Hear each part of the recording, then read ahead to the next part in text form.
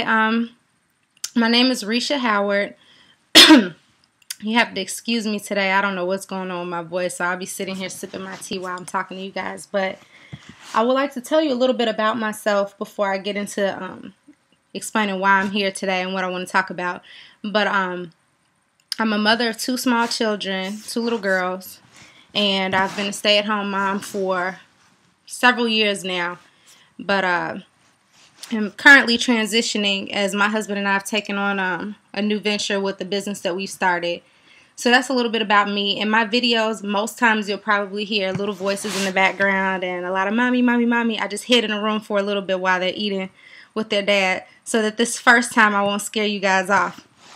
But they're wonderful kids, and you'll be seeing them pop up from here, from time to time, because they're usually joined at my hip. But I wanted to do a video explaining my hair journey, which has been, if I had to sum it up in a word, it's been really frustrating for me over the years. Frustrating. A few other adjectives has been discouraging, but it's definitely, in retrospect, it's been quite hilarious. A lot of my friends now, they know if they can come to me about hair advice, because as far as hair goes, I have the craziest, like without a doubt. Anyone can attest to that. So if I have learned to manage my hair, then they definitely can do the same thing. My hair is not chemically treated at all. I have no perm, no color. I'm very cautious about what products I use on my hair, and I'll be talking a lot about that in upcoming videos. But generally, I like to lean towards the idea that if it's something that I would not be comfortable putting on my skin, I won't put it in my hair. Or if it's something that I wouldn't put on my daughter's hair, my 5-year-old or my 1-year-old, I won't use it on myself, because I try to give myself that same caution as far as different chemicals and things of that nature go. So, again, please excuse me. I really don't know what's going on and why I'm going to have to keep clearing my throat and all of that. But I would hate to keep putting this off. I'm already a day late. I told my friends I would have this video up yesterday. Today, it's ironic that I'm here to, with this introductory video regarding my hair, because it's like pretty much at its craziest. But I thought it would be best to have my first video shown with my hair in its absolute natural state, because that way you can see the differences as I do different styles or try new techniques, and you have something to compare it to. So this is what my hair looks like after a shower. After a shower, I'm like the queen of, I can turn anything into a headband. It's one of my favorite things to do. It's kind of like, it's kind of crazy. I probably shouldn't even tell you this. The only person who knows this is my husband. That I'll take literally anything and make it into a headband. Today, I found an old red turtleneck that belonged to my older daughter, and we're going to pass it down to my younger daughter. And I looked at it today and I said, I don't like it anymore. And I cut it up, and today it's a headband. My favorite thing to use are stockings when they get runs and holes in them. I'll cut a leg off of those, and they are the best because they're so stretchy, and my hair is so big, and so it fits around really nice and ties secure and never comes loose on its own. So those are little tips that I didn't even plan to mention today, but you can turn anything into a cool headband. Anyhow, I want to talk to you about my hair journey.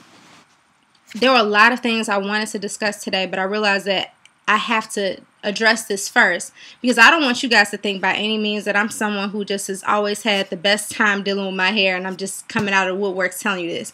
It has been hell. I have no better way to explain it to you than that. So to give you a little history, don't mind me, I have a little piece of paper here with my notes on it. My hair journey, the frustration, started at a very young age. I remember my mother sitting and trying to rake through my curls, and she, bless her heart, she did her best. She just did not know how to manage them. It was a really trying thing for her. Hair day, as far as washing it, I'll never forget when she would bathe me when it was hair day. She would bathe me and she would just lean my hair back in the tub and kind of wash it with whatever random shampoo she had laying around. My mother is like the most frugal person you'll ever meet on earth. So usually that shampoo came from Aldi's. And no diss to Aldi's, but I mean Aldi's shampoo. That's what she used. And she honestly did her best. And then afterwards, she would like slather like Vaseline or something in it, because I mean, in my generation, everybody used Vaseline for so much. And I would usually end up with 5 big crazy looking braids, and she would let me sleep in those so they would dry. It's funny though, because it's kind of like a throwback version of a braid out, and she didn't even know she was doing one, but her idea was right, but her technique was not. And so it was frustrating, and sometimes I would get sent to school with those braids in my hair, and that was not fun. At the age of 6, she was outdone. She told me, "I'm over it. You have to learn to comb your own hair." To this day, when I mention that to my friends, they think it's really crazy, and they always tell me, like, "You're the first person I've ever heard of who was 6 years old." Like, little black girls, our mothers usually try to comb our hair until we're begging them not to do it anymore. My mother was not going. She was not having it. She always has had relaxed hair, and for her, that's been manageable. She's the type that has a standing appointment at her hair salon, and she goes there and deals with that. So this was just foreign territory for her. And don't be mistaken, because my mom is really a diva, gorgeous head to toe, always put together. But natural hair, that is something that she is not exploring. So she didn't know what to do. So I remember being in 1st grade, sitting in the mirror in my bedroom, sitting in that mirror, like boo-hoo crying, looking at my hair. If you think it's big now, it was probably triple the size back then. Just not knowing what to do, and just literally feeling like, what am I going to do? Imagine me trying to learn how to part my hair. And I have some really crazy school pictures that one day I'm going to share with you. They will probably haunt me for the rest of my life once I do that. But I have some pictures that are really unbelievable. It looks like it has to be a joke. And that's how I went to school, because it was the best I knew how to do. Eventually, I moved on to my next stage, which was, okay, if I can just get the surface to look smooth and pull it into a ponytail, we got a hairstyle. It's all in a ponytail, and that was my new technique. Little did people know, right underneath that surface was like damn near dreadlocks. Like, it was so matted up and tangled because I just did not know the proper techniques. And my nickname at school was Puff Puff. That because I always had this one big side ponytail, and it was literally out to here, and people would love to walk over and just fluff my big ponytail. It didn't bother me so much, but if they had seen underneath there, it would not have been cute at all. So around maybe the age of 8, my first like really traumatic hair experience was at my grandmother's house. All the little girls in my family had perms, and so it was just like, it was almost like this sick ritual, me being invited over to my grandmother's house. A few of my aunts in the kitchen, and there they are. Excuse me. There they are with this box of kitty perm, with all these grand promises of how great my hair was going to look after this. So I sat through that process, and I had the type of aunts that were like, no, I kid you not, I'm not even making an example like, oh no, there's a roach at grandma's house. Girl, you act like you never seen a roach before. You know, that's how they looked at it. And so it's like, this is burning, I'm dying here. And they're like, get over it, it's just a perm. So I'm sitting there and I'm thinking to myself, like, this cannot be life. Like, I can't believe these women sit through this all the time. Like, this is painful. This should not burn this way.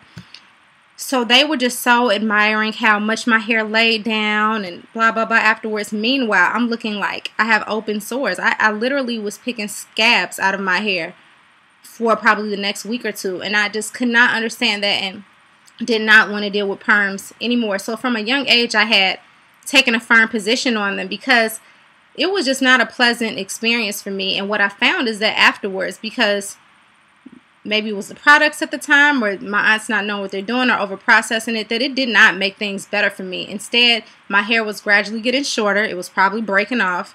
It was a lot drier. It just did not, it just was not, it wasn't right. And so I decided I was just going to have to fight the battle on my own and do the best I could with what I had.